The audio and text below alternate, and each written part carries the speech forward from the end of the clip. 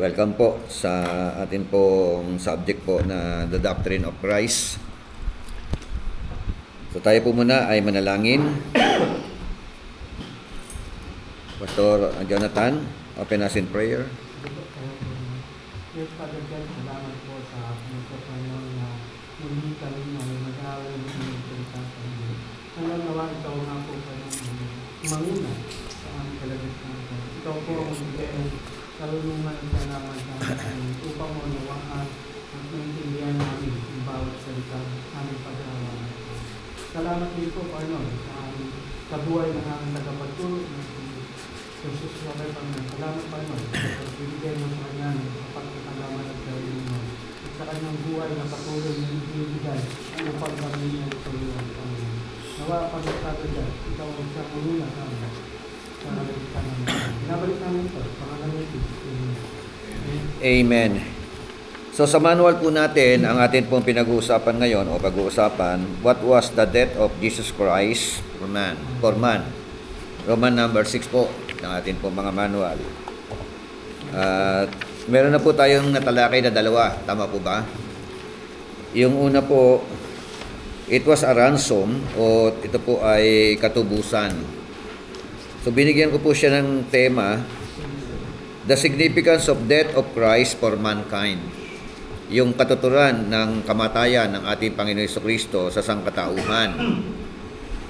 So, para bagang gaano kahalaga yung kamatayan o pagkamatay ng ating Panginoon Jesucristo doon sa krus ng Kalbaryo. So, ang unang dalawa, it was a ransom. At ang pangalawa, it was a propitiation. Na ibig sabihin ng propitiation, mercy seat or covering. So, sa lumang tipan, yung mercy seat o tinatawag na covering of the Ark of the Covenant was called a propitiation. So, it is that by which God covers or overlooks and pardons the penitent and believing sinner because of Christ's death. So, yun po yung parang God covers or God overlooks. Yun pong atin pong parang because of Christ. Kaya kung wala po ang kamatayan ng ating Panginoon Jesucristo, wala pong magaganap na propitiation. So, yun po yung favor sa sangkatauhan. So, yung tanong po na kanino po tinubos ng Panginoon ang sangkatauhan? Kanino dapat tubusin ng Panginoon? Ni Jesucristo ang sangkatauhan. Kay Satanas ba o sa Diyos? Kay Satan o sa Diyos? O kay God the Father? Na-encounter niya na yung Kasi di ba tinubos niya yung kasalanan ng sangkatauhan? So,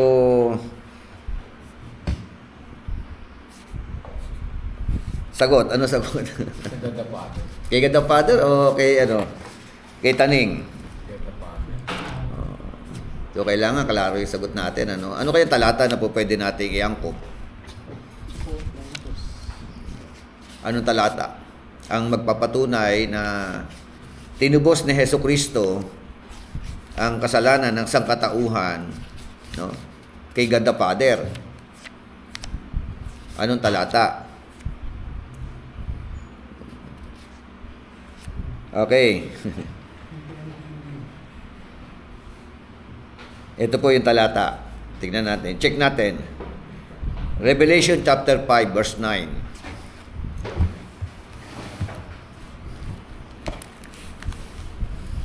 Revelation chapter 5 verse 9. Check lang natin, ha. Ano sabi? Ano yung tanong mo, Bishop, sa tinubos? Kanino tinubos ng Panginoon Jesucristo? O saan tinubos? Kanino dapat tubusin? Kay God the Father pa o kay Satanas o kay Taning? Basta 5:9 ng Book of Revelation. Tumawid sila ng bagong awit na ito. Kaya po, Kaya po ang karapat dapat na kumuha ng kasulatan at magtanggal ng mga senyong nito dahil kayo ay pinatay sa pamamagitan ng inyong dugo Oo. at tinubos ninyo ang mga tao para sa Diyos. Ang mga taong ito ay mula sa bawat angkan, Okay. wika, lahi at bansa. So may tubusan na nangyari yan, ano? Sabi ulit sa English version, and they sang a new song, saying, "Worthy are you to take the book and to break its seals, for you were slain," ikaw ay pinatay, "and purchased for God." Yeah. So kanina tinubos, purchased for God. What does it mean? Ano sa Tagalog ulit yun? Purchased for God. Ha? Binili mo sa Diyos ang nakalagay sa King James. Binili? Sa King James. King James. King At James. nagawin tayo isang bagong awit, nagsabi, ikaw, ang karapat-dapat ang unang aklat ng bukas ng matatakot ko sapagkat ikaw ay pinatay. Pinatay. At binili mo sa Diyos. ng Binili iyong mo dugo, sa Diyos. ng iyong dugo. Ng iyong mga tao sa binili, no? pagkasabi, kabayan ko basta. Binili mo sa Diyos ng iyong dugo. Binayaran mo sa Diyos ng iyong dugo. O hindi kay Satanas. No? Kasi hindi naman kay Satanas nagkasala ang sangkatauhan. Di ba? Nagkasala ang tao, ang sangkatauhan sa Diyos. O, kaya ang ganda, no? Ang ginawa ng Panginoon, binili mo sa Diyos yung kasalanan ng sangkatauhan. So, sabi nun, for you were slain and purchased for God. Anong pinambili? With your blood. No? Sino-sino yon? Men from every tribe and from every tongue and people and nation. So, meron lang ba pinili? Di ba? Lahat tinubos, ano? Every tribe, every nation. Ang twisting nila, mga tinubos sa bawat bayan. Oo. Mga pinili sa bawat bayan. Ay, yan na naman. Merong twisting eh, no? So, pero ito, no? O, di nasagot yung unang katanungan, ano? Ito pala, wala kang karapatan na angkinin ni Satanas yung mga tao, no? Because, talagang ang mga tao o ang sangkatauhan ay nagkasala sa Panginoon. Kaya mabuti na lang, merong Diyos na nagkatawan tao sa pamamagitan po ng ating Panginoon Jesucristo. Yun nga, tinubos niya yung kasalanan ng sangkatauhan. Pangatlo po, pinag-uusapan po natin yung significance of the death of our Lord Jesus Christ for mankind. No? Mga kahalagahan o katuturan ng kamatayan ng ating Panginoon Jesucristo, no? Para sa sangkatauhan. Pangatlo, it was a reconciliation. So, sabi po na Romans chapter 5 verse 10 to 11, 2 Corinthians 5:18 to 21, and Ephesians chapter 2 verse 16, Colossians 1:19 to 23. So, ano sa Tagalog yung reconciliation? Yun. Pinapagkasundo, no? Yun pala yung naging ano ito, significance nito, no? Sabi nga, ang salitang reconciliation means a bringing together of those who were opposed to each other. No, di ba? Para baga merong digmaan sa pagitan ng dalawa eh. Mankind at saka si God, no? Ang Diyos. Etong mankind hindi pwede makalapit sa Diyos because of sin. Di ba? So si Kristo yung naging tagapamagitan. Siya yung tumubos, no? Sa ano? Dahil sa kanyang pagtubos, pinag-usapan propitiation, nagkaroon o pwede magkaroon ng reconciliation, no? Ang taong mga makasalanan sa banal na Diyos. Hindi pa pwedeng dumirekta ang taong makasalanan sa Diyos. Tama po ba? So, kaya napakalaking bearing, yung ginawa ng ating Panginoong Jesucristo na ito. Kung hindi niya ginawa yung mga bagay na ito, wala talagang tinatawag na reconciliation. Reconciliation means bringing together of those who were opposed to each other. Through the cross of Christ, the enmity that existed between God and man is removed. Amen? Through the death of our Lord Jesus Christ. Kaya, kung walang pagkamatay ng ating Panginoon, walang mariremove talaga. Hindi nila kayang luminis o maging malinis o mapatawad sa kanilang mga kasalanan on their own. So, man is brought back into fellowship with God, and man's friendship with God is restored. Amen? Brought back. Basa po yung Romans 5:10 to 11 na lang para hindi masyado mahaba. Romans 5:10 to 11. Sabi,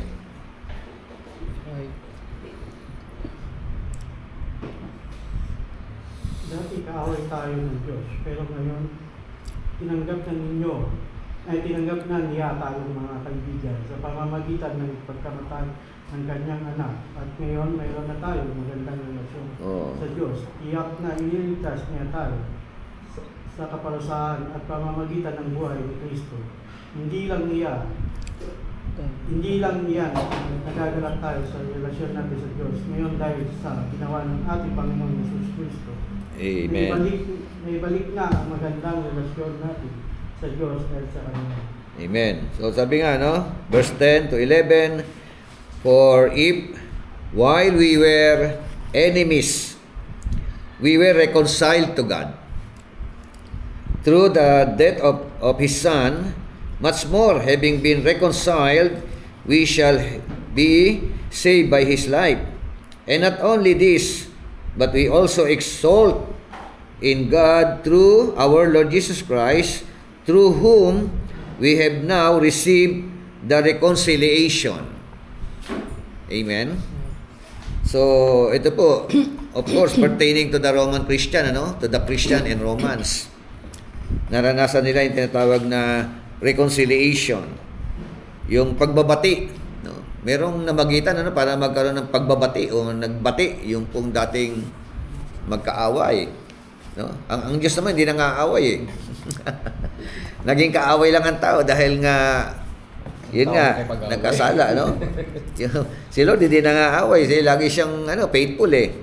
Kaya nga kita mo, kahit nakaaway pa tayo, sabi while we were yet and still sinners, Christ died for us.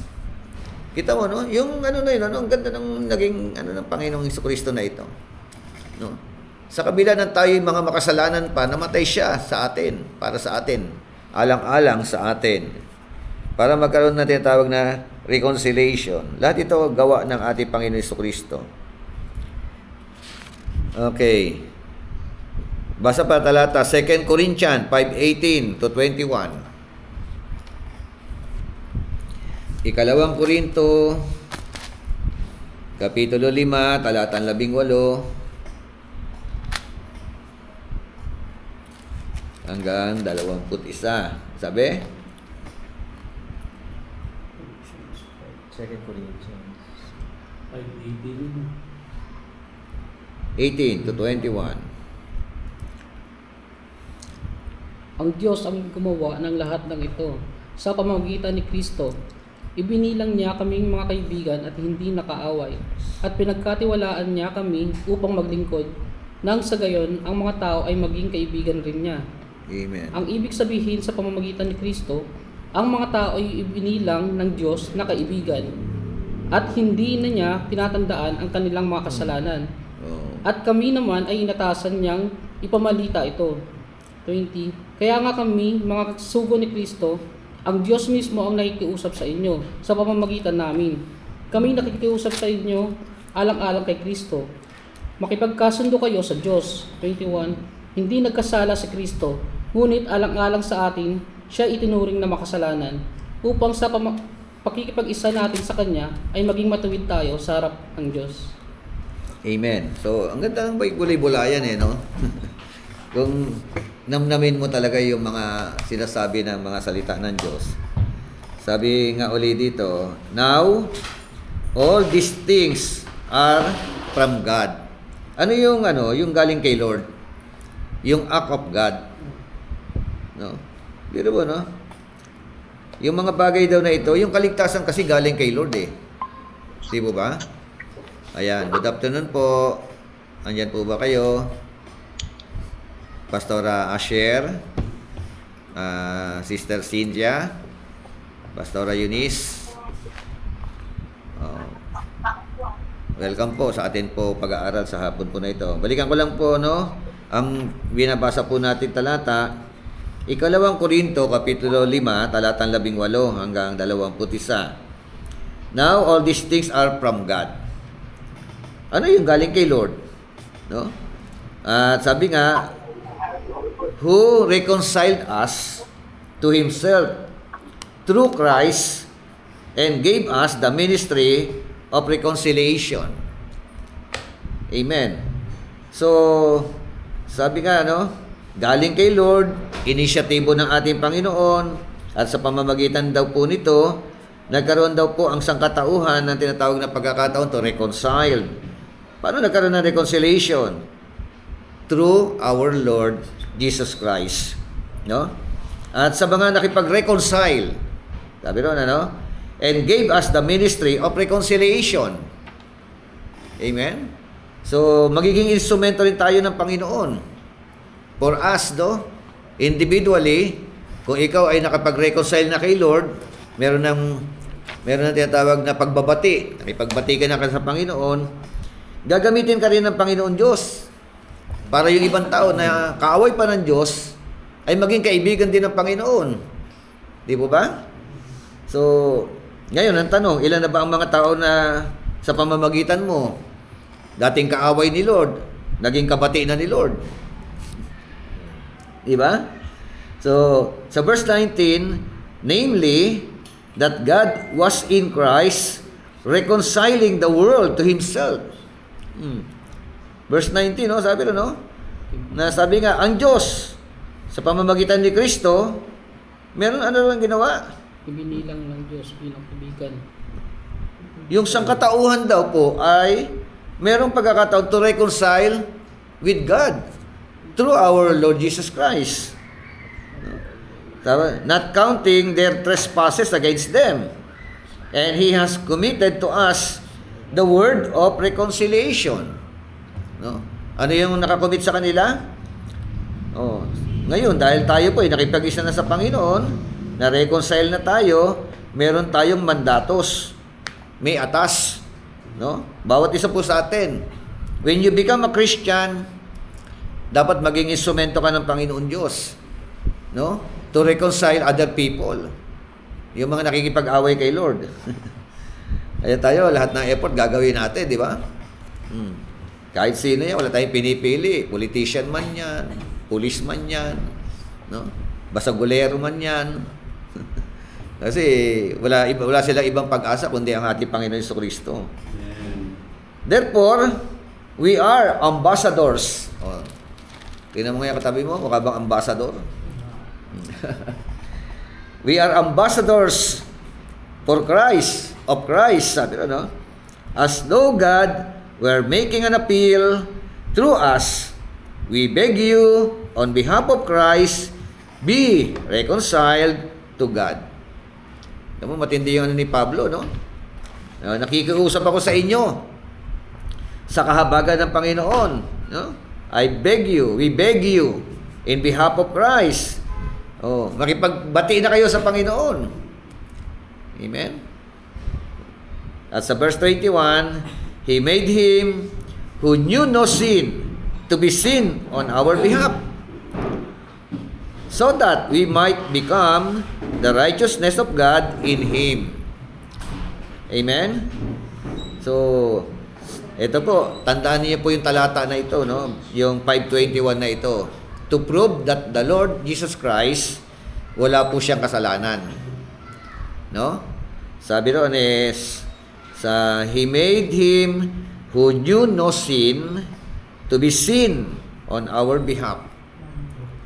Amen. Okay, so maraming mga talata na to.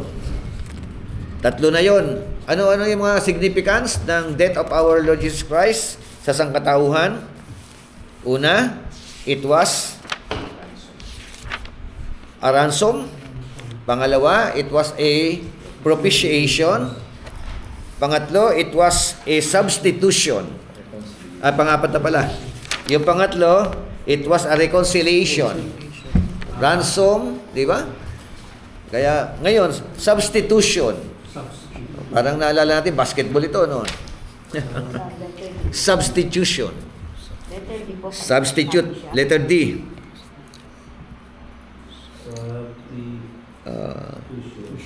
Substitution means in the place of or in the stead of another. Amen? Ang katotohanan niya, sa halip tayo ang dapat na mapako sa krus ng Kalbaryo, di ba? Si Kristo ang napako sa krus ng Kalbaryo. Di ba? Sa halip na tayo ang magdusa sa sarili natin mga kasalanan, si Kristo ang nagdusa sa kasalanan ng sangkatauhan. Amen? So, nag-substitute siya. Sabi nga, Christ was our substitute who took our place, who bore our sins, who paid the penalty that we deserve. Amen? So, who paid the penalty that we deserve. It means that something happened to Christ. And because it happened to Christ, it need not happen to us. Dahil nangyari na kay Kristo yon, ang nakakalungkot, pagkamahal na araw, meron pa mga nagpapapako sa krus. May nagpapapalo pa. Diba? So, hindi na po dapat ginagawa yun. Yan po ay insulto sa ginawa ng ating Panginoon Jesucristo. Parang kulang pa ba? Yung ginawa ng Panginoon Jesucristo, yung sakripisyo niya, yung putungan siya ng koronang tinig, hampasin siya ng 40 beses. Ipako yung paa at kamay. Di ba? Tusukin sa may tagiliran. So, lahat ng yun, umagos ang dugo sa ating Panginoon Jesucristo. Kaya, very precious yung blood ng ating Panginoon Jesucristo. Pero, kailangan nyo yung dumanak. So, yun nga po, talata. Isaiah chapter 53, verse 3 hanggang verse 6. Basa. Isaiah chapter 53 verse 3 hanggang verse 6. Ano nakasulat? Hinamak siya ng mga tao at itinakwil. Nagdanas siya ng hapdi at hirap. Wala man lang kumansin sa kanya. Binaliwala na rin siya, na parang walang kabuluhan. Or, tunay ngang inalis niya ang ating mga kahinaan. Pinagaling niya ang ating mga karamdaman. Subalit, inakala nating iyo'y parusa ng Diyos sa kanya. Ngunit, dahil sa ating mga kasalanan, kaya siya nasugatan. Siya ay binugbog dahil sa ating kasamaan. Tayo ay gumaling dahil sa pahirap na dinanas niya at sa mga hampas na kanyang tinanggap. 6. Tayong lahat ay tulad ng mga tupang naliligaw. Nagkanya-kanya tayo ng lakad. Ngunit ipinataw ni Yahweh sa kanya ang kaparusahang tayo ang dapat tumanggap. Amen. So, di ba yan prophecy pa lang yan, mangyayari sa ating Panginoon Jesucristo. Sabi nga ulit sa English version, He is despised and rejected by men. A man of sorrows and acquainted with grief. And we hid, as it were, our faces from him. He was despised, and we did not esteem him. Surely he has borne our griefs and carried our sorrows, yet we esteem him stricken, smitten by God and afflicted. But he was wounded for our transgressions. Amen? He was bruised for our iniquities. Tinis niya yung mga bagay na yun, The chastisement for our peace was upon him, and by his stripes we are all healed. By his stripes we are all healed. Di ba ito madalas itong ginagamit itong, sa pamamagitan ng kanyang mga latay, nangagsigaling kayo. By your stripe. Di ba? Kaya pag may sakit, nagkiklaim natin, by His stripes, you are healed. So, ano kayang to? Ano kayang, is it physical? Salvation. Di ba? Di ba gamit na gamit ito sa healing, physical? Problema kaya umaasa yung mga tao dun sa hindi naman niya yung context niya. Kahit na, di ba, kahit terminal cancer na, using, pa doon, nagagamit niya kaya yung ibang tao. yun nga, that is my rin eh. Kasi nga kung hindi naman para doon ng talata, hindi siya mag-work eh. Oo. Kasi ang purpose niya talaga, salvation eh. Salvation. Actually, yan Diba? naman talaga lahat eh. Yung healing naman na Oo. sinasabi niyan talaga, it's more talagang yung Spiritual ito eh, no? Yung nito eh, no? Spiritual illness na. Oo. Kaya ingat-ingat sa paggamit ng talata na baka ang ibig sabihin nito, yun nga, by His stripes, you were healed. Pero inulit ko, no? Hindi po natin po pwedeng tuldukan yung kapangyarihan ng Diyos sa pagpapagaling. Amen? So, because the Lord our God is our healer, no? Magagamot siya. Pwede niya gawin yun. Pero hindi sa lahat ng panahon. Di ba? O baka, ano ba talaga ang ibig sabihin ng by His stripes? You were healed.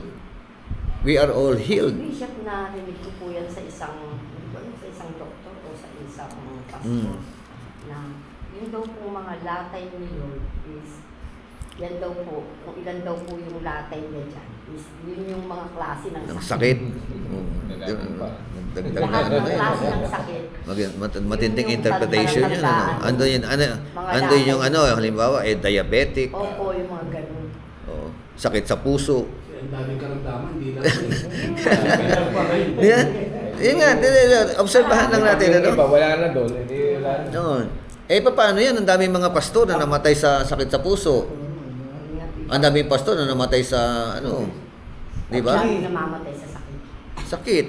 Meron din naman mga talata sa Bible na nagsasabi na yung natural remedy, actually yung nasa Ezekiel di ba? Sabi niya, with the presence of the Lord.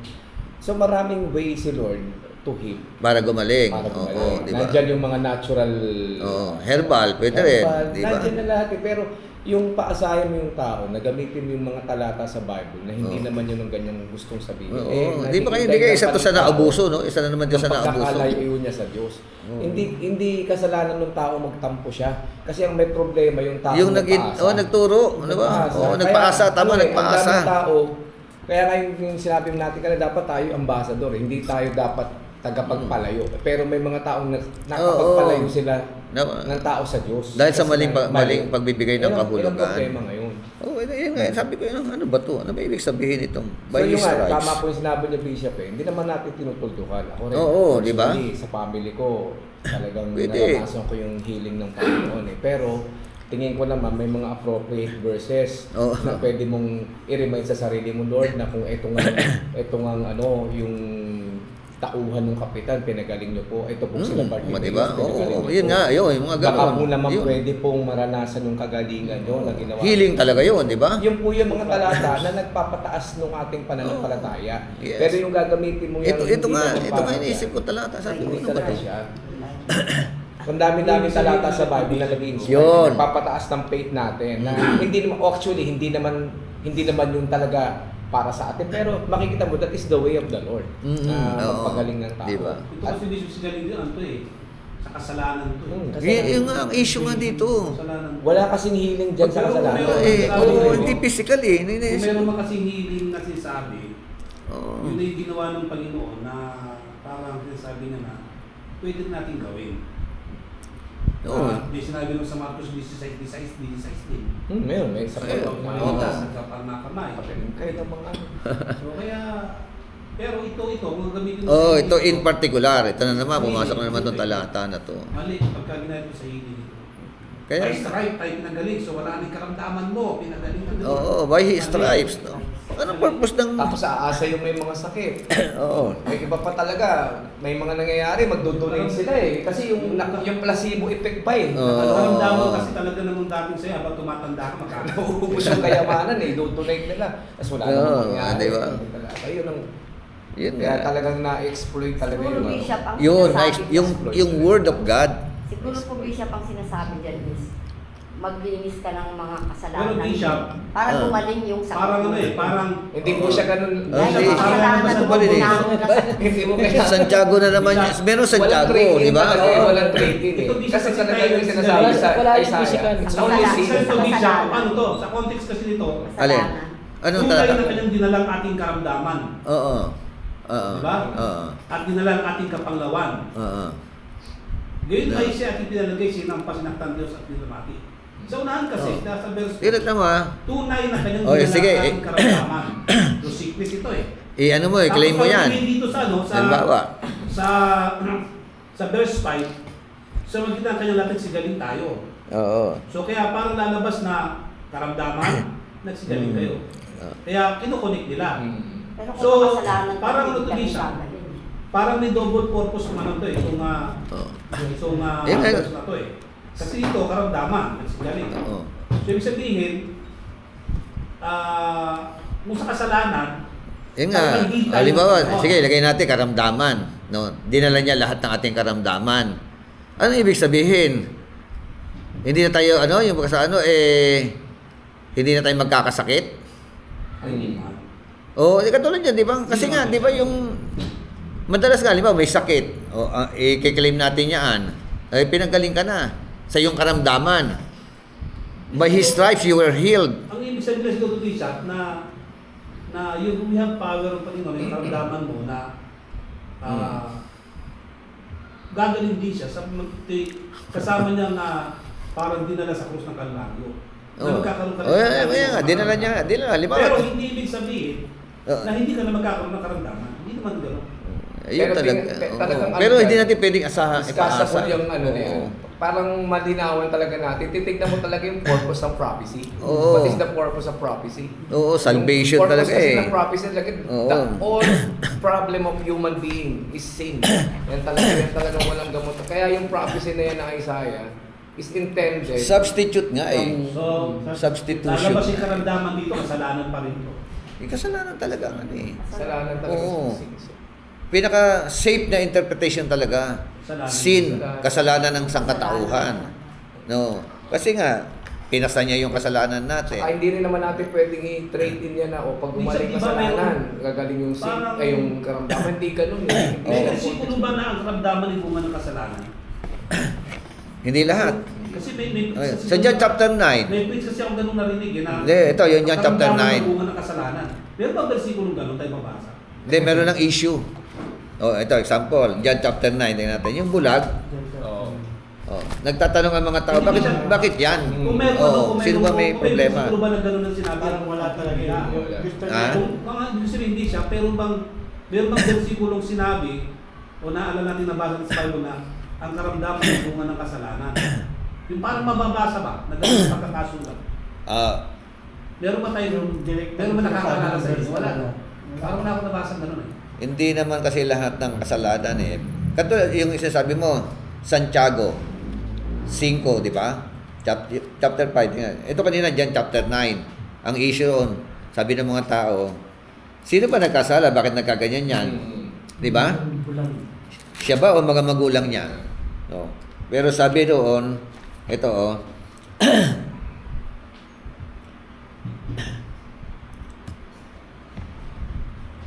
As he passed by, he saw a man blind from birth.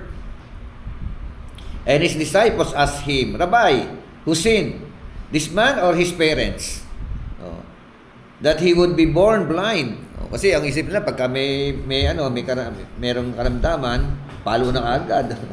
Jesus answered, it was neither that this man sinned nor his parents, but it was so that the works of God might be displayed in him. Mag-glorify talaga. Mag-glorify yun. To glorify. Parang mag-bishop nga lang. Yun. Pero kasi nga nangaral, nangaral dito, sabi niya, ang karamdaman ay bunga ng kasalanan. So, naghahanap ako ng versikulo na kung mayroon bang ganun na mababasa. Ang karamdaman ay bunga ng kasalanan. Oo. O pwede kasi ang karamdaman bunga ng kapabayaan. Sa katawan mo. Kasalanan din. Di ba? Ganun ang ibig sa pangyari, pabaya ka, magkakaroon ka. Oo. Kain nga lang kain. Sabi, pag nagkain ka ng tubig, Yan na. karamdaman. Hindi, kasi Pero ang may- versikulo hinahanap ko, May kung sinasabi mayroon din sa talaga ano, na sa- mababasa o naalala tayo, kung babasa ng Biblia. Sa Corinthians na sabi doon. Di ba? Did you know that your body is not yours? Your body is God's temple. So, Temple, oo. yung magwasak nito, may consequence. Yo, Yung yun magbabayag nga. dito, may consequence. Maybe it's related dun sa sinasabi niyo. Kung di ba sabi dun, may sinasabi. Hindi, wala naman. Okay na yun, wala naman problema. Kasi meron kasing nangaral na sinasabi, di ba, na lalo sa mga, may mga healing-healing. Sinasabi nila na, ang karamdaman mo bunga ng kasalanan yan. Sapagkat, ayon sa Biblia, ang karamdaman bunga ng kasalanan. May mga ganun kasi gumagamit ng salita. Yun yung hinahanap ko kasi, sa pagbasa ko ng Biblia, parang wala akong nabasa ganun eh. Wala talaga yung verse na yun. Wala. O hindi ko na siguro nabasa pa. O baka may naalala kayo na parang kahawig nun. Kaya yung sinabi sa Ayun, yung nakita ko lang yung sinasabi niya doon na your body is not yours, your body is mine. So, paparusahan. Ito, sa James 1, chapter 5, verse 14. Is anyone among you sick? Yan o. Meron ba may sakit sa inyo? Then he must call for the elders of the church, and they are to pray over him, anointing him with oil in the name of the Lord. Verse 15. And the prayer offered in faith will restore the one who is sick, and the Lord will raise him up, and if he has committed sins, they will be forgiven. Parang dito, inaano nila, no? Kaya because of sin. Di ba? Kaya nagkasakit. No, yun ang, ito, meron, pinukuha nila itong mga talata na ito. Kaya sa verse 16, therefore, confess your sins to one another and pray for one another so that you may be healed. No? The effective prayer of a righteous man can accomplish much. So, kinukunik nila. No? Pero hindi lahat ng ano. No? Hindi lahat ng pagkakataon o hindi lahat ng senaryo. No? Minsan nga, o madalas isinisisi kay... Wala namang ambisyo kung sabi nito na yung karamdaman bunga ng kasalanan. Oo. Wala dito. Ayan na. Ang sabi, may sakit ba kang sumunod? Oo. Kasi, patawag eh. Tuloy siya sabi ba na, pwede ka magpagaling. Oo.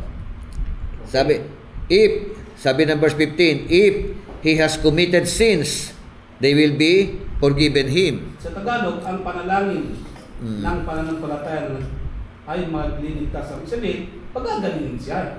Oo. Yun ang ibig sabihin doon. Sa English kasi, English version, verse 15. Tagalog, anong verse 15? Yung sabi doon eh, 15 sabi niya, If, at ang panalangin ng pananampalataya okay. ay maliligtas sa may sakit. Sa English kasi, ang ginamit, Mas malinaw ang English version. and he had committed sins. Yun na. Oh. If he has committed sins, parang kinukonklud nila, kaya may kasalanan, ay kaya may karamdaman because of sin. Di ba? Parang hindi ko ibig Oo. Kung nagkasala. Mas maano ang Tagalog. May mga salin Kailangan- na kailangan. nalalayo eh. Lalo yung Oo. mga latest na salin ngayon, ang lalayo niya. Hindi na. Yung lalabas sa Tagalog doon, he had committed sins. Okay. Yung lalabas na, Good evening po. Good kung nagkasala afternoon. ka, magkakasakit ka, parang ganun to eh.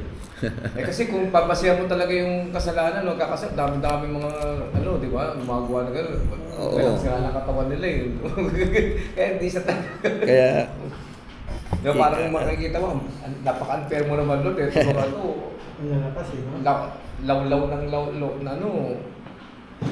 ito, halimbawa, ito, Isaiah 53, di ba, nag-suffered siya.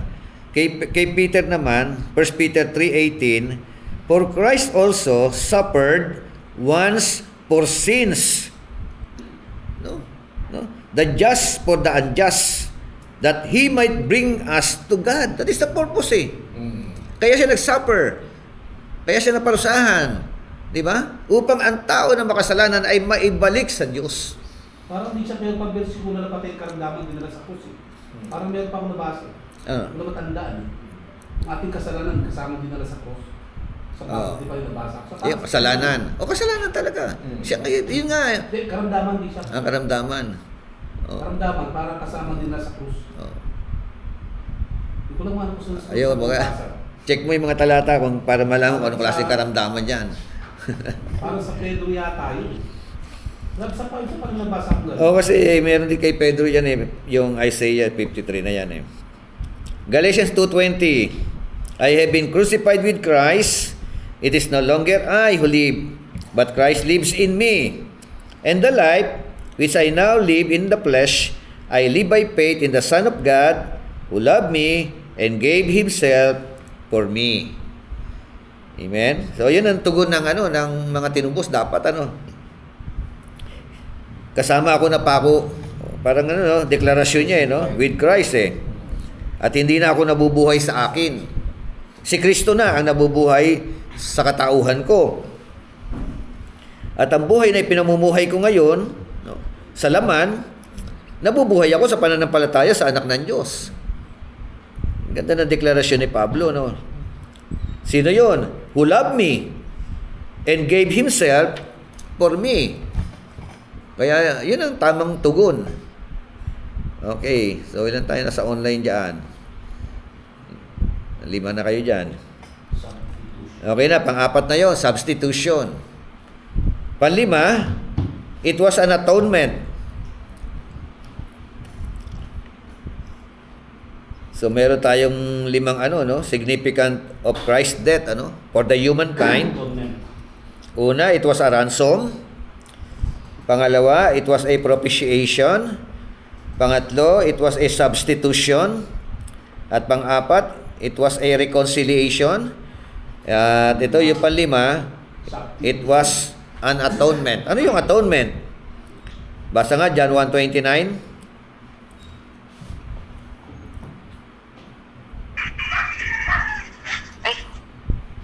Kinabukasan, nakita ni Juan si Jesus na lumalapit sa kanya. Sinabi niya, "Tignan ninyo, siya ang kordero ng Diyos na nag-aalis ng kasalanan ng sanlibutan." Amen. Di ba malinaw, Sabi nun, tignan ninyo, siya ang kordero ng Diyos na nag-aalis ng kasalanan ng sanlibutan. Ano ibig sabihin ng salitang atonement? To atone means to cover or to make one. Take away. To atone. Yung blanco po. Meron kayong blanco? Atone. Atone. So, ibig palang sabihin nito, God foreshadowed it in the Old Testament with animal sacrifice, whose blood temporarily covered sin and the sinner. So, ganun yung ginagawa lang nila, So, yung blood yung dugo na kanilang iniaalay, ito raw ay nagtatakip lang ng kasalanan. Sa lumantipan, di ba? At saka sa makasalanan. So, until the blood of Jesus Christ that cleanses the sinner from all sin was shed. Kaya once and for all, ginawa ng ating Panginoon Jesucristo, yung umagos sa kanyang dugo doon sa krus ng Kalbaryo, isang beses niya lang ginawa yun. Sa kanila kasi, yearly. Di ba? Mayroong pagbububo ng dugo. So, yun po yung meaning ng atonement. Another good type of this atonement is the Ark of Noah. The word for the pitch that covered the boards of the ark and kept the waters of destruction from destroying the household of faith is from the same root word as atonement. So, sabi nga uli, John 1:29, the next day, John saw Jesus coming toward him and said, "Behold, the Lamb of God who takes away the sin of the world." In 1 John 5:7, sabi ron, the blood of Jesus Christ, His Son, cleanses us from all sin. Kaya very powerful, Napakahalaga po yung ginawa po ng ating Panginoon Jesucristo. Kaya napakahalaga rin na dapat po natin itong bigyan ng pansin, So, yun po yung 5 bagay. no? The significance of the death of our Lord Jesus Christ, no? For the humankind. So, una, ransom, propitiation, substitution. So, sa substitution, sa halip ikaw mapako, ikaw magdusa, siya ang nagdusa. Pumalit siya sa iyo. Amen? Roman number 7.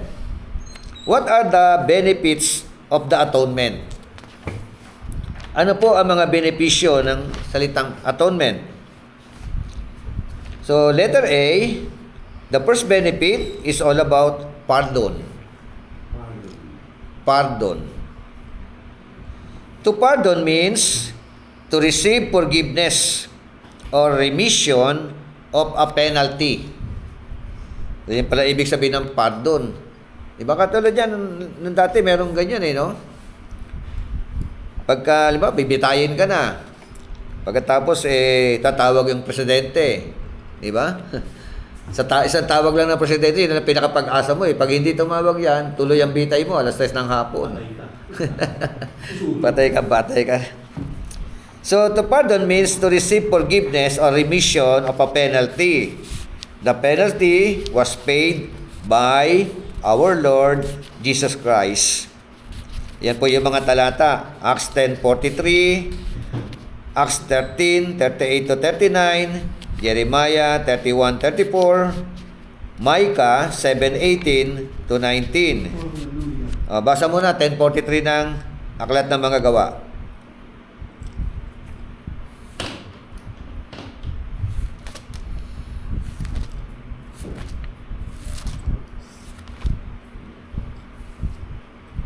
Siya ang tinutukoy ng mga propeta nang kanilang ipahayag na ang bawat sumasampalataya sa Kanya ay tatanggap ng kapatawaran sa kanilang mga kasalanan sa pamamagitan ng Kanyang pangalan. Ang sino mang sasampalataya sa Kanya ay tatanggap ng pardon, kapatawaran. Amen? Sa kanilang mga kasalanan. Sabi nga ng 13:38-39, ito po yung sinasabi. Therefore, let it be known to you, brethren, that through Him, through our Lord Jesus Christ, forgiveness of sins is proclaimed to you. And through Him, everyone who believes is freed from all things from which you could not be freed through the law of Moses. So, sino raw po yung makatanggap ng ng pardon? Yung naniwala, yung sumampalataya. Di ba? Sa verse 40, therefore, take heed so that the thing is spoken of in the prophets may not come upon you. Amen? So, yan yung mga talata. Unang benepisyo, pardon.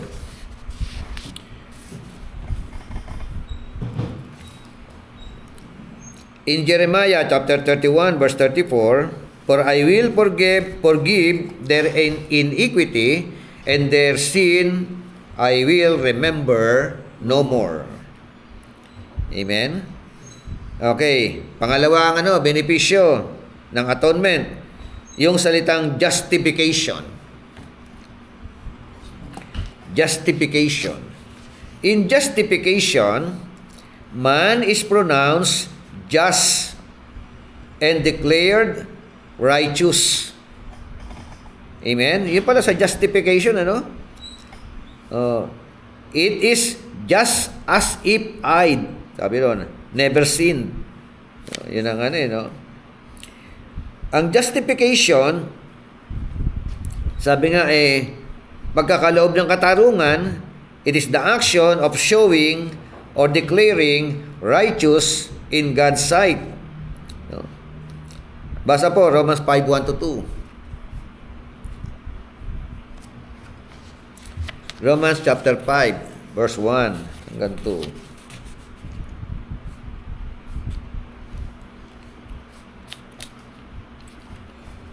Pardon, justification. Basa. 5-4 siya. 5. 1 and 2. Romans. Yaman nga na ang mga inaaring ganap sa pananampalataya mayroon tayong kapayapaan sa Diyos sa pamamagitan ng ating Panginoong Jesucristo. Oh.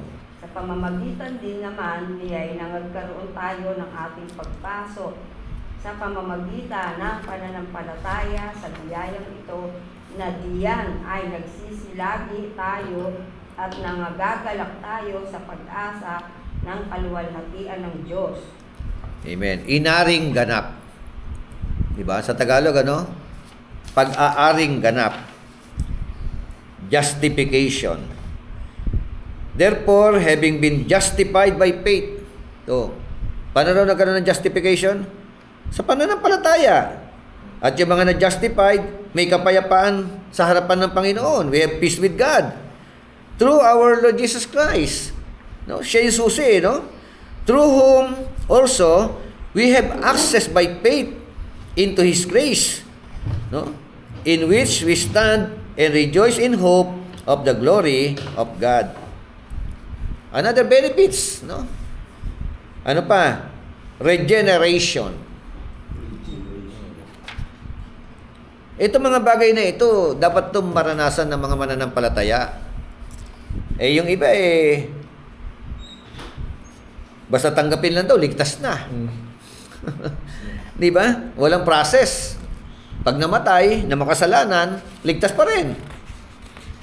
Oh. Yung mga, ito, kita nyo, ito yung mga proseso. May pardon, nagkaroon ng justification. Ito, kailangan itong daanan. Regeneration. Bagong buhay. Amen?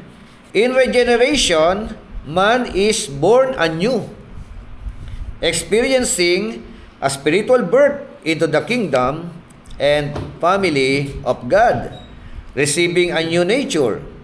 In John chapter 3, verse 1 to 5. 1 Peter chapter 1, verse 23. So, na ang sabi nga ng 1:22 to 23, since you have purified your souls in obeying the truth through the Spirit in sincere love of the brethren, love one another fervently with a pure heart, having been born again, not of corruptible seed, but incorruptible, through the word of God, which lives and abides forever. Paano naranasan ng born again? Born again experience, no? We can experience this, no, sa pamamagitan po ng salita ng Diyos, makikinig ng salita ng Diyos. John chapter 3, verse 1 to 5. Basa. 3, 1 to 5.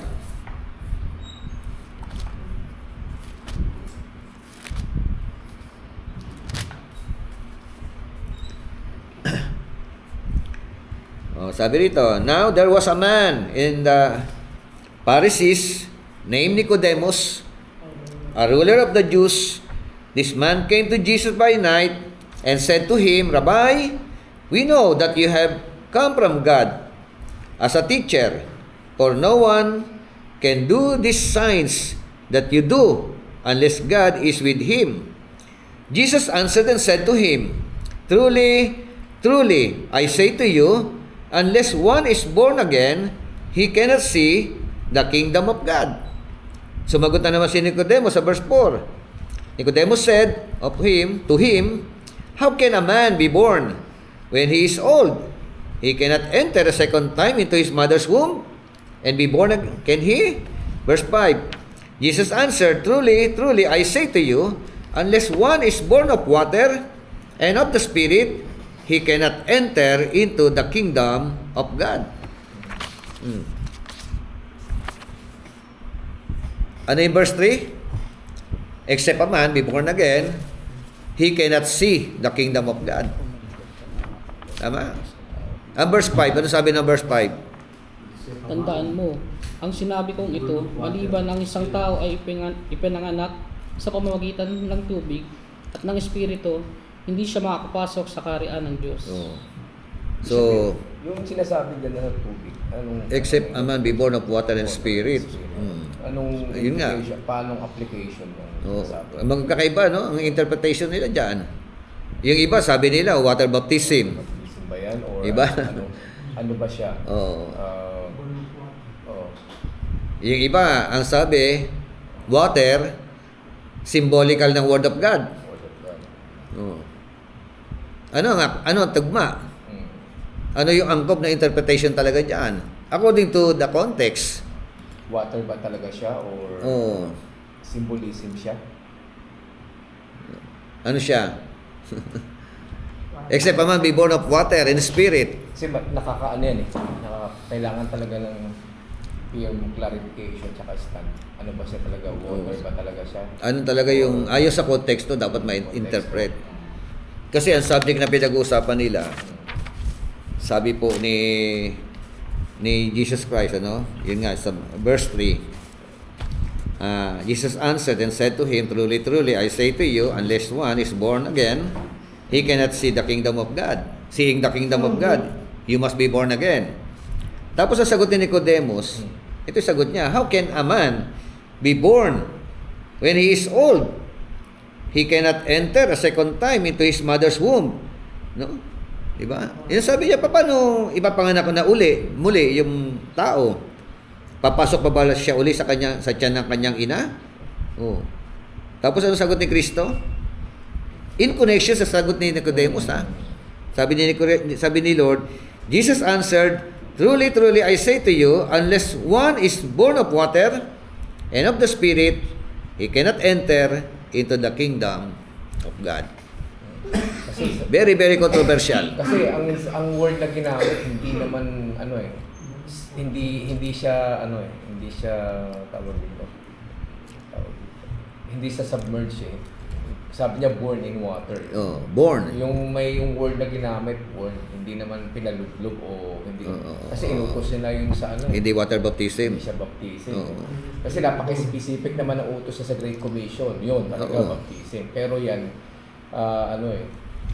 so nga, marami nagkakamali nga dyan. Yeah. Dahil nga para maborn ayun, baptism talaga ang sinasabi. Oo. Pero talagang, sa akin lang depende sa context nga, yung sinabi, yung tanong, yung confusion ni Nicodemus, Oo. paano? Babalik pa ba ako Oo, sa tiyan kasi- ng aking ina? Kasi nagtanong yan, nagtatanong siya na nanunubok din eh. Kasi Oo. pariseyo rin eh. May utak yan eh. Mm. Mm. Kaya sinagot siya, unless one is born of water and spirit. Pero kaya mayroon dalawang kapanganakan na tinutukoy. Siya, Bishop, yung born of water talaga. Hindi ka naman talaga mabuborn again via lublob ka lang sa tubig. Nabuborn again ka talaga by knowing and understanding the Word of God. Tsaka pag yung Word of God talaga clearly na explain, 'di ba? Na naintindihan mo, na kinukulbi ka nito eh. Oh. Yes, oo. Pag naintindihan mo to, nakakapag-work yung Holy Spirit sa buhay mo. So, nagkakaroon ng illumination yung Word. So, yun yung pag naintindihan mo yung Word of God, doon nanggagaling yung changes eh. Kasi kahit naman kilig ka ng kilig, di ka man naintindihan ito, hindi mo naman ito na-absorb ng mabuti. Talagang walang changes eh. Hindi mo mabago yung perspective. Kaya Yes, oo. malamang yung konteksto talaga na sinasabi ng born of water. Born of water, meaning The Word. Word of God. Word of God. Oh. Okay, so tingnan natin. May Kasi separate eh. Ano sabi diyan? Kasi born of water and spirit eh. And spirit. And spirit eh. Born of water is different from born of the spirit. Magkaiba siya eh. Magkaiba. Different siya. Oo. Kinaklaro. Water and spirit. Spirit eh. Parang water and in spirit. And spirit. Hindi siya mix. Oo. Hindi So- kayo sama eh. So meaning, yung word then the spirit. Yeah, oh. So, ibang karanasan ang born of water. At ibang karanasan ang born of the spirit in the spirit. So maliwanag yan, hindi siya literal na ilublob sa tubig. Sablay ang hindi pwede yung bautismo na sinasabi. Kasi pagka bautismo yan, ibig sabihin, Kasi kailangan lang din talaga natin, nagtuturo tayo na talagang kailangan maklarify natin kung ano ba talaga. Pero sa Tagalog kasi sinabi tubig at ng spirito, hindi siya makakapasok sa karyan ng Diyos. hindi ka pa makakapasok. Tubig at ng spirito. At ng espiritu. Yung version niya. So, dalawang kapanganakan ang tinutukoy. O pwede ba isang kapanganakan lang? Alin talaga mas malapit na interpretation? Water and spirit. Parang kasing sinasabi talaga dyan, to be born again, ito yung procedure, yung born in water, kasi ang subject to become born again. So paano? Kasi parang parang binigyan ni Jesus ng generic context si Nicodemus. So alam niya kasi may follow-up question Alam niya So nagtanong. So interesado siya yung mama na Papasok pa ba ako sa tiyan? Yung sagot niya parang sarcasm talaga. Kung tutuusin talaga sarcasm yun. Kasi may proper wording naman na pwede siyang gamitin kasi aral to Pero kung mapapansin natin, yung sagot niya o tanong niya na pasagot, parang sarcasm, papasok ba ako? Kung gagamitin natin sa word term natin ngayon, parang kang nakakaloko naman yan. Ang matanda ka na di ba? Masyado kang matanda mo na. Sarcasm kasi yung salita.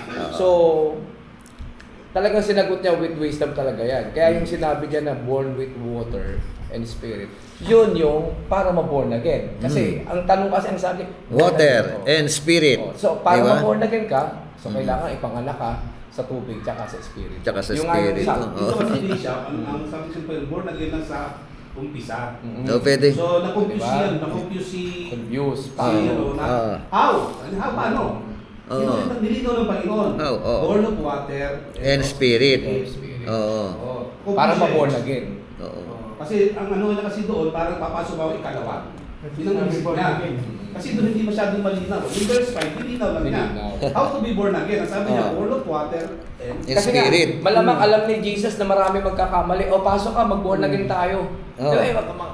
Actually, nagagamit na yung salita niya. mag-born again tayo. Nag-born again ka na ba? Parang alam mo ba yung word of born again na ano na siya, nagiging iconic na siya. Na ang daming taong pumapasok sa church, hindi talaga nila alam. Nag-born again na ako.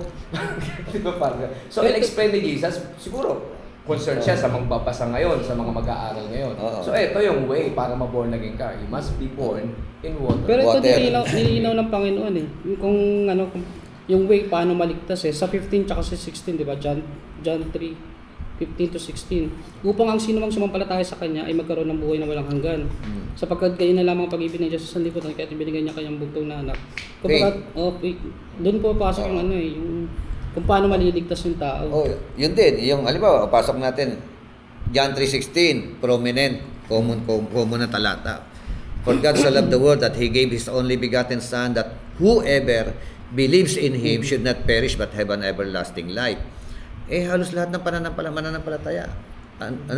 Katoliko ka man, iglesia ka man. Nananampalataya sila Pag tinanong mo na, lahat dyan sumasampalataya papasok naman ang tanong, what kind of faith? Yun. Sino talaga tinutukoy dyan na may pananampalataya totoo? Kasi hindi po pwedeng mag-ano ka lang na, nananampalataya kay Jesus. Kasi always remember, lagi sinasabi ni Lord, you will be my disciple if you obey my teachings So papasok yung teachings siya. Saan pa tayo nananampalataya? The name of Jesus alone ba? Or yung tinuturo niya? But the question is, Mali kasi yung way how nila to be born Mali again? kasi. Diba? How to be born again? Yun ang tinanong ni Nicodemo. Kung sinabi ba ito ni Nicodemo, okay, Yan. hindi na hindi ng Nicodemo, nagtigihan. Ngayon, the following ng Panginoon, may mga naborn Ang depensa ni Nicodemo. Ang buwan natin sa panahon ngayon. Panahon nila, may naborn again ba sa panahon nila? At paano sila naborn again? Dati, sinabi ni Kristo yun you must be born again. Anong realidad mapapakita Except a man be born again, he cannot see the kingdom of God. Anong realidad mapapakita natin sa konteksto, sa notice natin na itong mga tao ito, naborn again ito. Kasi contemporary lang tayo ngayon Di ba? Si Nicodemo na pinagsabihan. Natuloy yung salitang yan alay ko narinig naman niya ng mga apostol kasi sabi ng Biblia, ang mga apostol kahit sa pumunta pa yun, naroon sila diniwanan. So sabihin, yung sinabi ko ni Nicodemo, narinig din niya ng mga apostol. Tama? So ngayon ang tanong, how to be born nga? Paano yung way nun? Paano sabi na dito ka mag-born again? Manampalataya ka lang ba? Born again ka na, parang gano'n. Yung mga ano doon talaga Di ba? Yun kasi di siya pantanong doon Dapat talaga make Pag clarification. sinatama ka di siya, pag sinabi mo naman, lahat mananampalataya Halos lang. Hindi mo pwede sabihin hindi sumasampalataya. Lahat yan, nananampalataya. Bakit Hindi. Protestant, pati sa Batista? Mag-isita na sila, nananampalataya. Naiinibig pa nga. So, Oh, yung bautismo, wala na, sablay na. Sablay na yan. Yung isang interpretasyon, yung water, referring to the Word of God. Ayon sa kanila. No? Ayon sa ibang mga interpretasyon, ha? Tapos, yung isa, yun ang ano, kasi, ginamit yung 1 Peter, no? Sa isang interpretasyon naman, water, referring to literal birth ng tao. Yung, bago kay panganak, pumuputok muna ang panubigan. May panubigan muna na puputok bago lumabas ang bata. Water yun eh. So, kasi ang context ni Nicodemo, papasok pa ba uli ako sa tiyan ng aking ina? Oh, hindi pa kinaklaro niya, except a man be born of water. So, ibig sabihin, kung water ito, kung tubig itong, yung water na to, ay kapanganakan pisikal, yun na lang, kapanganakan pisikal, pasado lahat ng tao. Sa unang kapanganakan. Tama? How about yung ikalawang kapanganakan? Born in the Spirit. Kailangan mong maranasan both eh. No? Possible, lahat. No, sabi ko, lahat ito, physical, pinanganak lahat. Pero dito sa second birth na ito, born in the Spirit, mararanasan ba lahat ng tao ito? O, ito. Pag ipinanganak ang tao, merong mga magulang, nanay, tatay. Yan. Sa spirit naman, kapag ipinanganak ang tao sa spirit, anong ginagamit? Word of God. Salita ng Diyos. Kailangan makapakinig ng salita ng Diyos. Di ba? At merong galaw ang Holy Spirit doon sa mga nakapakinig na salita ng Diyos. Hindi kasi makakagalaw pag hindi mo naintindihan. Di ba? Oo, kaya nga, di ba? Pag hindi mo na-absorb, hindi siya makakagalaw. Hindi talaga siya makakonfig, hindi siya makakagalaw. Kasi Bishop, ang lola ko kasi nagpapaanak yan eh. Yung tao kasi, yung bata, pinanganak kasi, pinuhugasan eh. Ng lola ko eh. Oo. Nililinis nga eh. Oo. Lahat naman po. Lahat. Lahat. Lahat ay pinanganak, hindi po pwedeng hindi pwedeng walang tubig, nauna tubig. Ano eh, bukod doon sa tubig ng sa panubigan, minsan may kasama siyang sumilin. Mas alam ko Yung parang, ano ba Hinugasan yung, yung parang sipon-sipon, meron kasamang batang gano'n. Hindi, nakaramihan talaga. Pinapaliguan talaga. Talagang pinapaliguan ko. Lola ko kasi gano'n eh. Ay, may sa probinsya yun eh. Kasi sabi rito sa sa 1 Peter 1:23, sabi diyan, having been born again, not of corruptible seed, but incorruptible, through the Word of God. Word of God. Diba? That is spiritual birth yan. Diba? Ginamit ang salita ng Diyos, nakapakinig ng salita ng Diyos ang mga tao, they were experienced when they believe, yung tinatawag na born again experience. Hindi pwede itong pagtilanggap mo. Oo. Ano lang. Oo. Yun nga eh. Kaya ito yung nasabi, no? So, This maaari lives pala and abides forever. na ang pagiging born again is a process. Hindi siya one time na, born again na ako. Talagang it's a process eh. Oo naman. Talagang Oo. parang kang re-refine eh. Yes. Re-refine ka na. Oo. Parang ano, nagsimula Hindi mo ka rin sa masasabi baby. talaga, born again na ako. Oo. Talagang nare-refine Mature ka na kagad. Hindi ganun eh. Nagsisimula ka rin sa Kaya kasi baby. Lord lang nakakaalam nun eh. Oo.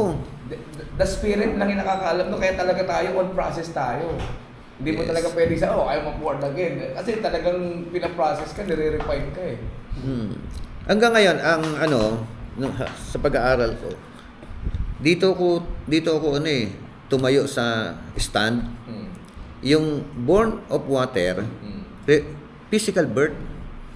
Yung born of the Spirit, Ito sa second birth. yun ang second birth, no? So ibig palang sabihin niya, Bishop, yung sinabi niya na except na you Be born of water and and spirit. spirit. Oo. So mixed up siya talaga. O hindi siya separate, hindi siya yung masasabi mo yung born of water, hindi siya yung word. Kasi yung word nandun siya. Ang interpretation Yung nasa- water, hindi siya yung word. siya yung word of God. Nandun siya doon sa born in spirit. Nandun siya sa physical. Nandun siya Oo. nakasalid yung yung Born of water. Oo. Tapos yung born of the Spirit, using the Word of God. using the word of God.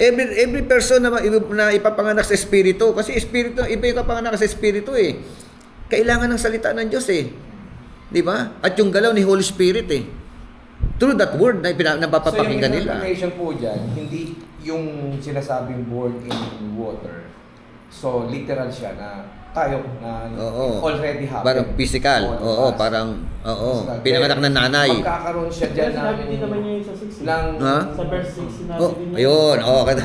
Okay. Yeah, basahin mo verse Sa 6. verse 6 nga. Basahin mo verse 6. Flesh give birth to flesh, but the Oh. spirit Oh, gives klaro birth to na. spirit. Ayan. Di ba? Kaya doon talaga papasok ko talaga. Yung verse 6 na yan. Ang tama lang pala talaga, yung born Diba? of water, iiwan natin siya kasi as is na yun. It already Oo. happened. Doon tayo papasok sa born in spirit na mangyayari ito. Yes, doon tayo. kapag Yun ang dapat na tinitignan maranasan yung salita natin yun ng eh. Diyos. Oo. Doon talaga ang diin. Nandun talaga ang diin. Oo. Di ba? Tama sinabi mo. Verse 6. Ang ipinanganak sa laman, laman nga. Oh, yun na yun So eh. parang sinagot niya lang eh. Sinagot niya na yun eh. Pinapaliwanag niya na, ina-explain niya na, So binigyan ina-interpret niya niya ng na. comparison. Oh, ito. Oo. So kailangan talaga kasi talaga. Okay. Di ba? At ang ipinanganak sa Espiritu, Espiritu nga. No? Ang ipinanganak sa laman, different from spiritual birth. So palang sinagot ni Jesus Christ is the answer din sa question niya na, paano papasok ba ako? Yes. O sinabi niya, pinanganak ka na eh. Oh, yan na. Okay ka na eh. So, Di ba? etong isa, Oh, okay na yan. Okay na. Parang sinabi, okay na yan. Pinanganak ka sa laman. Hindi na pwede. Parang sinasagot niya lang na hindi na maaari. Kasi Yes, pinanganak oo. na nga eh. Pero Oo. another Experience. Yung birth. yung No, in the spirit. spiritual ito birth dapat. naman. Ito yung Yun. mangyari. Sinagot niya yun sa verse 6. Sa verse 6 at saka verse 7. Talagang napaka-unique na Bible, hindi ka na malilito. Oh, interpret lang by its context, magiging malinaw eh. Kaya Hindi na, mga- di ba? Mga nagturo dati na Oh. water Water baptism, Word of God. Word of God daw yung water. Yung Word of God, ginagamit yan para ipanganak ka sa Espiritu. Okay? Pero ano yan? Yan, para may clarification. Kaya nga tayo nag-aaral para Yeah, oo. malesen yung mga... Di ba? Maituwid dapat ituwid. Kasi haba, tagal natin pinanghawakan yung ano na yan eh. Yan eh. Mm. Yung iba nga eh. Pipilit pa rin natin yung ano natin eh, ideas eh. Oo, iba. Tagal-tagal yung bautismo. At yun daw yun eh. Oh. Eh, laging ano Kaya eh. ngayon sa online, nagkakainitan yung declaration eh. Nag-iingay ngayon eh. Okay, tuloy natin. Ayan, bagong buhay. Yan na yan. Regeneration. Yung sumunod na pakinabang sa atonement, adoption. In adoption, letter D na, no? Apo. In adoption, the believer is placed as a child in the family of God. Oh. Sabi ni ampun, di ba? Adoption, ampun, ano? Ito yung pinakaano niya, yung Galatians chapter 4 eh. Adoption. Mm. John 1:12, Romans 8:15 to 17, yung tinatawag na pag-aampon. But as many as received him, to them he gave the right to become children of God. Kanino? To those who believe in his name, no? Who were born not of blood, nor of the will of the flesh, nor of the will of man, but of God. No. Basa po, Galatians chapter 4. Verse 4 hanggang 5. Chapter 4. Yes. Verse 4. Verse 4 to 5. Sabi dito, but when the right time came, God sent His Son, born of a woman, subject to the law. God sent Him to buy freedom for us who were slaves to the law, so that He could adopt us as His very own children. Amen. Oh, New di Living ba? Translation. But when the fullness of the time, no, sa takdang kapanahunan, sabi noon eh, came, God sent forth His Son, born of a woman, born under the law, so that He might redeem those who were under the law, that we might receive the adoption as sons. Amen? So, pagka-adopted ka na, meron ka ng rights sa mga privilege. Ano man merong pag-aari ang umampun sa'yo. Amen? So, yun nga, yung kapatid ko sa Pangasinan. So, ang ganda ng buhay niya. Business, businesswoman siya. So, walang anak. Merong inampun. No? So, yung inampun niya, nung inampun, parang butike na napakapangit. Tapos later on, siyempre, gumaganda na. At ngayon, dahil ampun siya, walang anak, siya yung tagapagmana ng lahat ng mga pinagpapaguran. Di ba? Adopted ka eh. Balita ko, tumampun na pa uli ng isa pang dalawa na sila. Di ba? Meron na naman, Pangalawa, di ba? Lahat ng meron ang umampun sa iyo, ikaw magmamana niyan. Ganyan din nakalagayan natin sa harapan ng ating Panginoon. Kahit Bishop yung halimbawa, yung may mga anak ng tao, pag santampun ka, ang bahagi nun, parehas mo sa tunan. Parehas na sa tunay na anak. Yun ang batas. No. So, depende pa rin sa magulang. Siyempre, yung ibang mga magulang, bago mamatay, mayroong testament. Last will and testament. Pero sa batas Bishop sabi na ang isang inampun, kaparehas din ng yung kalagayan ng tunay na anak. Kaya dito, sa pag-aaral natin, pagka naintindihan natin itong mga bagay na ito, ma-appreciate natin yung death of our Lord Jesus Christ, yung sakripisyo ng ating Panginoon. Di ba? Yung kanyang inisyatibo. No? Kaya mamahalin natin siya, paglilingkuran natin siya, susuklian natin ng pagmamahal, paglilingkod sa kanya. Utang na loob baga. Adoption. Yung sumunod, sanctification. Sanctification. Pagpapaging banal. The act of sanctifying or making holy. Kaya itong mga mananampalataya, hindi po pwedeng hindi siya dadaan dito sa mga proseso na ito No? Ito, lalo na ito, sanctification. In sanctification, the believer is set apart unto the Lord. He is separated from the world. Amen? Humihiwalay ka na sa mundo, the flesh and the devil, and separated unto life of serving the Lord Jesus Christ, who, through His death and resurrection, brings to the believer all the benefits of the atonement. Amen? So, sanctification. Kaya hindi po pwedeng hindi maranasan yung pagpapaging banal. In other words, lalakad ka ng may kabanalan. Amen? Kaya hindi po pwedeng sinasabi ng once saved, always saved, na mamamatay ka sa kandungan ng ibang babae. Basta tinanggap mo si Kristo, ligtas ka pa rin. Kanina ba binanggit ang Galatians chapter 5, verse 22? Verse 19 to 21. Kristiyano sinasabihan dyan. Di ba? Mga unbeliever. Natiling tapat hanggang sa di ba? Sa na-ambition. Bakit kaya binanggit ni Paul sa kanila? Bakit sinulat niya sa Galatia? 5:19? Sabi dito ng 5:19 to 21. Now, the deeds of the flesh are evident, which are immorality, impurity, sensuality, idolatry, sorcery, enmity, strife, jealousy, outbursts of anger, disputes of dissensions, factions, envying, drunkenness, carousing, things like this, of which I forewarn you. I forewarn you. Just as I have forewarned you. Inuulit winawarningan ko kayo. Katulad ng pagbabala ko sa inyo. Sabi ni Pablo sa kanila, that those who practice such thing will not inherit the kingdom of God. Twisting na naman yan. Maraming twisting. Sabihin nila, ito kasing ginagawa ng mga, kapag gagawin mo to, hindi ka kasama sa pinili. Ay, wala po Inawarningan na nga Kristiyano, pili na to Pag pinili ka, Galatian Christian na ang kausap Basta pag pinili ka, Oo. hindi mo gagawin yung Galatians 9. Pag ginagawa mo yan, hindi ka kasama sa pinili. Tingnan Ay, natin. mga human ano na yan. Human speculations na lang yan. Oh, pero very clear. Di ba? Oh, yun po yung ano. Kaya hindi po pwedeng hindi ka humantong sa tinatawag na pagpapakabanal. Another one, healing. Oh, ano kaya itong healing na to?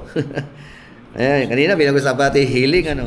Healing, whatever was lost in the fall was restored in God's atonement.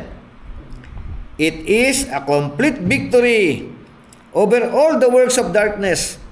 This healing includes physical, emotional, spiritual healing. Oh. So sabi po ng ano, Matthew 8:16 to 17.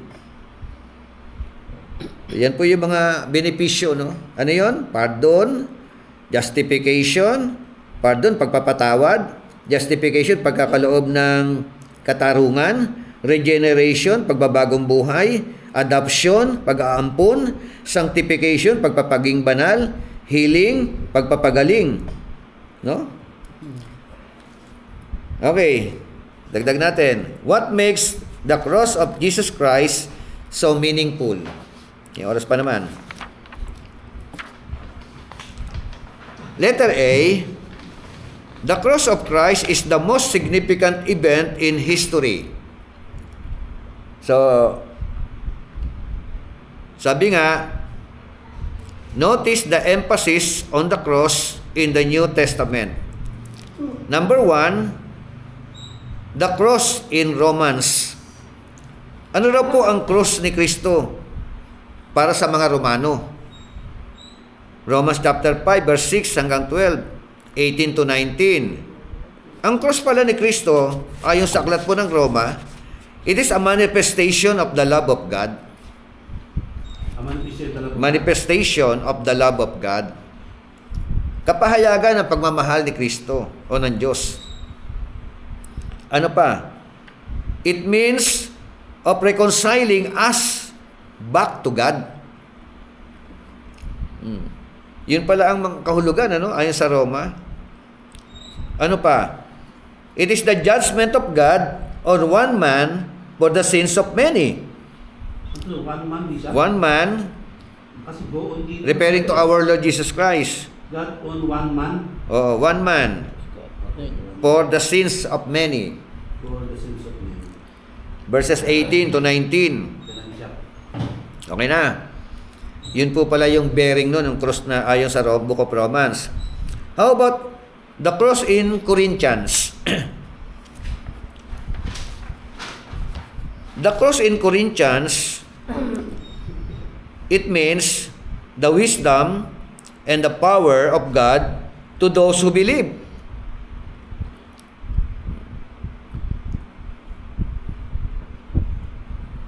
Tingnan muna natin para lalo maging klaro.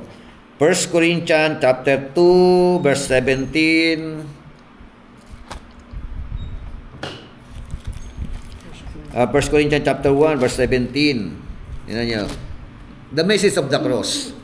Kasi ito meron akong sermon na ginawa diyan about the message of the cross. Yung title niyan, The Message of the Cross. Basahin ko, no? Verse 18. For the word of the cross is foolishness to those who are perishing.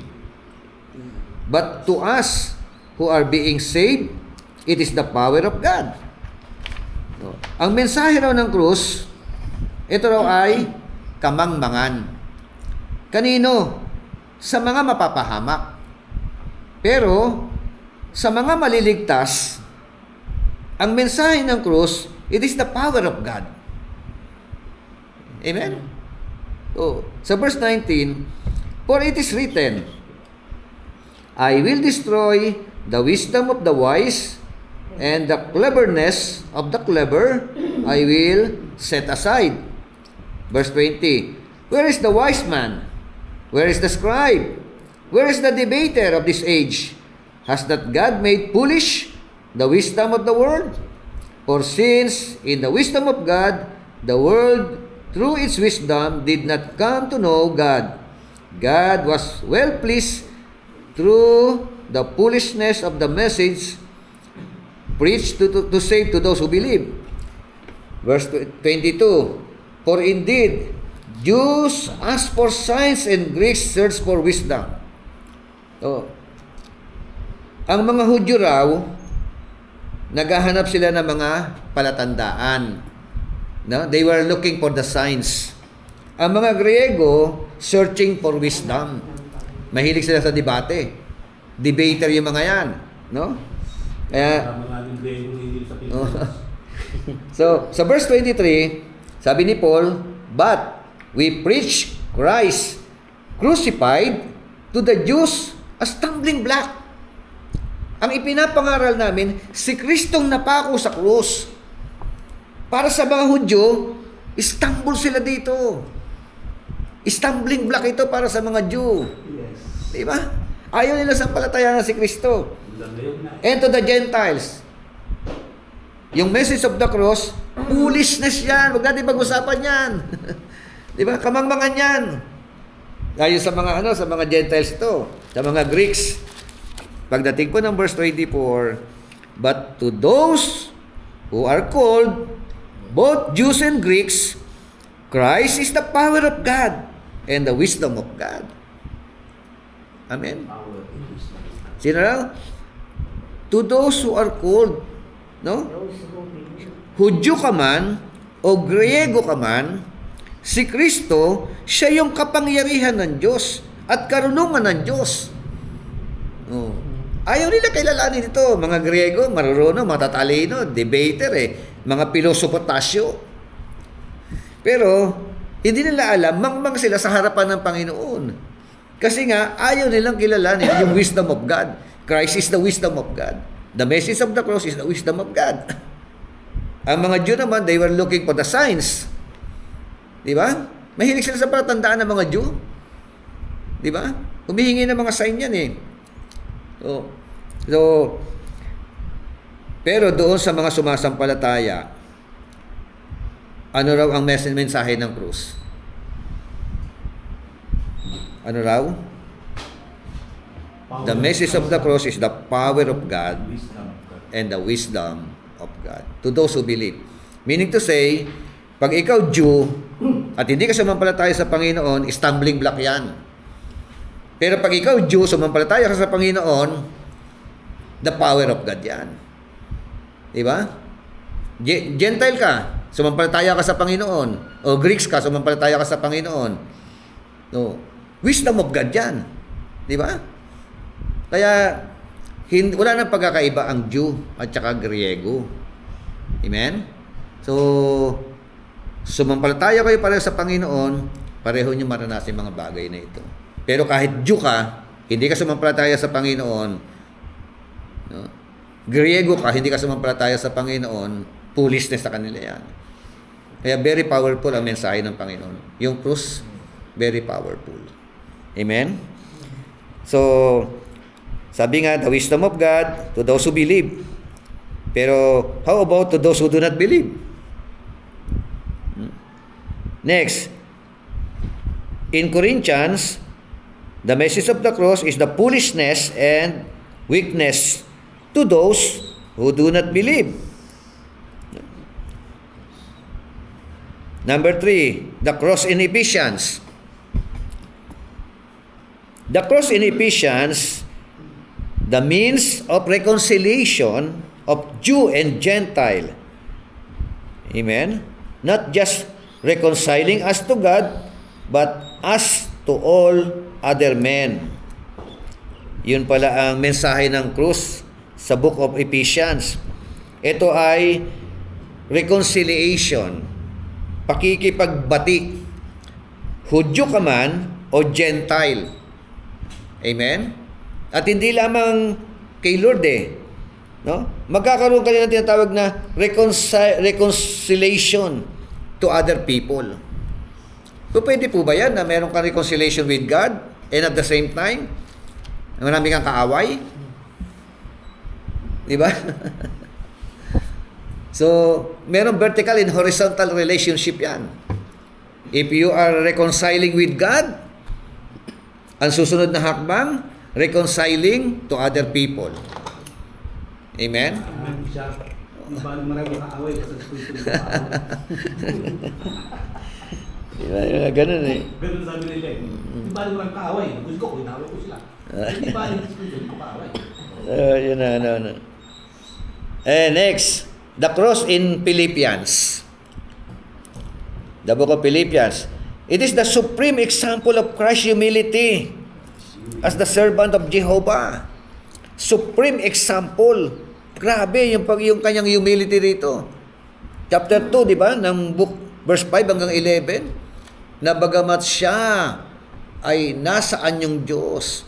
Na bagamat siya ay Diyos. Hindi niya inaring ganap ang pagkapantay niya sa Diyos. Hinubad niya ito. What does it mean, hinubad? Pinaliwala, Bishop. No. Sinantabi muna. Kasi hinubad eh, yung damit. Hindi binigyan halaga.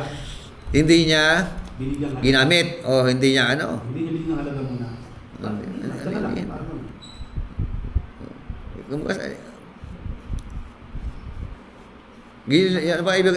Hindi binigyan ng halaga. Parang tinanggal niya muna. Oo. Sige, hindi muna ako Diyos ngayon. Parang Ganun, ano. Sinantabi muna niya. Isang tabi. Yun, maganda yung term. Isang tabi niya muna. Sinantabi yung pagka-Diyos niya. Yung ano eh, no? Pero may twisting pa rin ang Bishop. Ano lang, pwede Diyos. Kaya nga eh. Another one, the condition of Christ's exaltation to the right hand of the Father. Ang Bishop, the condition of Condition of Christ's exaltation. condition. So how about the cross in Colossians? Colossians 1:19 to 20 to 13 to 15. So the place where principalities and powers were defeated. Yun. Yun pala yung kapangyarihan ng krus, ano? Lahat ng mga principalities, lahat ng kapangyarihan, lahat talo. No? Talunan. How about the cross in Hebrews? The place where the power of death was destroyed. The place where the power of death was destroyed. Ano pa? The cross produced Christ's joy, His bride, the church. In blanco, His bride. And number 3, it is a model to us. Model to us.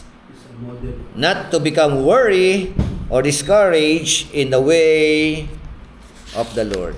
Bishop, yung sa number 4 po. 4. In Philippians. Yung In dalawang Philippians, humility, Christ's humility Condition. as the servant of Jehovah. Tapos, The condition of Christ's exaltation.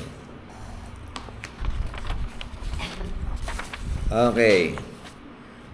So letter B, even though it is an instrument of torture and death, the cross of Christ is a thing of beauty.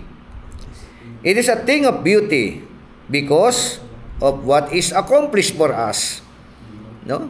Sabi nga sa kabilang banda, naging instrumento ito ng torture, no, ng ating Panginoon Jesucristo, kamatayan ng ating Panginoon Jesucristo, pero sa kabilang banda, meron pong kagandahan na masisilip po tayo sa mensahe ng krus, no?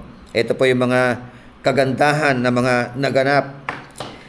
Ito, number 1, Christ became sin so that you could be righteous. Di ba napakaganda? No? Siya raw po ay naging kasalanan upang ikaw na makasalanan ay maging matuwid sa harapan ng Panginoon. Pangalawa, Christ was punished so that you could receive mercy. Pinarusahan siya upang ikaw ay magtamo ng awa, kahabagan. Christ died so that you could experience life. Amen? Namatay siya doon sa krus ng Kalbaryo upang ikaw na makasalanan ay makaranas ng buhay. Christ became a curse so that you could be free from the curse. Di ba napakaganda? No? Naging sumpa ang ating Panginoon Jesucristo upang ikaw makalaya sa sumpa. Amen? Christ was taken captive so you could be free from bondage. Christ was falsely charged so that you could not be charged. Pinaratangan siya upang ikaw na naglagak ng pananampalataya sa Kanya. Di ba? Christ was stripped naked so that you could be clothed with royal robes. Di ba? Merong beauty, no? Christ was condemned so that you could experience no condemnation. Christ submitted to death to deliver you from death's power. Namatay siya. Di ba? Biro mo, Diyos na nagkatawan tao, namatay upang ikaw ay maging matagumpay sa tinatawag na kamatayan. Christ carried our grief so you could have joy unspeakable. Christ's body was turned so that you might be healed and whole. Christ was humiliated and abased that you might be exalted. Christ was forsaken by the Father so you might have full access to the Father. Amen. He was forsaken by the Father. Lalo na binanggit niya yung Eli, Eli, lama sabachthani. Di ba? Diyos ko, bakit mo ako pinabayaan? Kasi nga, nakadagan sa kanya yung kasalanan ng sangkatauhan. Okay. Let us see. The cross of Christ becomes pattern for those who follow Christ. Matthew 16:24 to 26. Then Jesus said to his disciples, "If anyone desires to come after me, let him deny himself, take up his cross, and follow me. For whoever desires to save his life will lose it, but whoever loses his life for my sake will find it. For what profit is it to a man if he gains the whole world and loses his own soul? Or what will a man give in exchange for his soul?" Pansinin po natin yung challenge ng ating Panginoon. Una, sabi niya, if anyone desires to come after me. Para bagang open ang panawagan, ano? Parang ang dami mga tao, sabi niya, sino man sa inyo ang nais na sumunod sa akin? Ha? Parang, voluntary, no? If anyone, would come after me, or anyone desires to come after me. Sabi nga, the appeal of Jesus here to the will of every person, there must be a decision of the will, not just an emotional response. Walang sapilitan. Anyone who desires to come after me. Kaya lang, pagpasok na sumunod, ito na yung kondisyon. Di ba? Sabi ron, let him deny himself. That is the condition. Di ba? Sa dinami-dami na nakikinig sa kanya, ito pala yung kondisyon.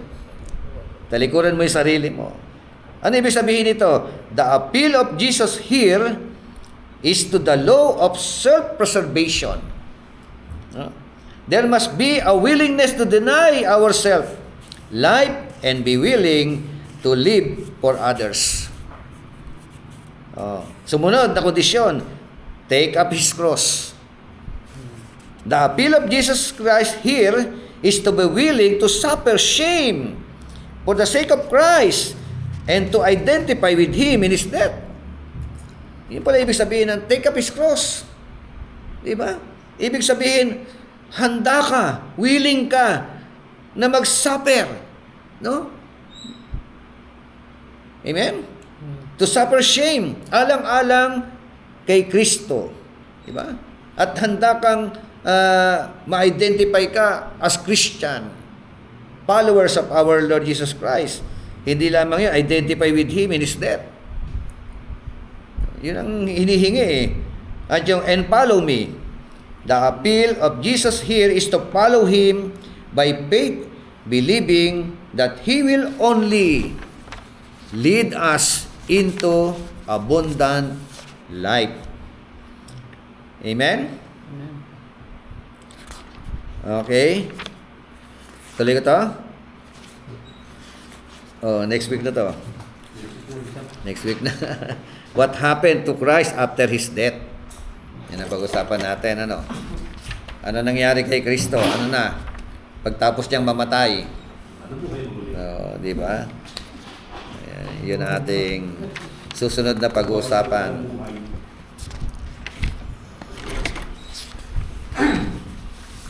Okay, let's pray.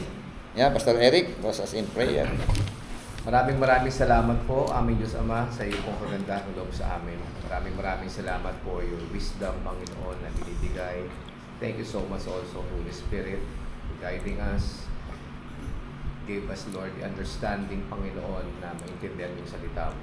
Thank you rin po, Panginoon, sa iyong lingkod na ginagamit para kami ay turuan. Salamat po sa kanyang buhay. And continue to, Lord, give him strength and more wisdom, Panginoon. Come from you.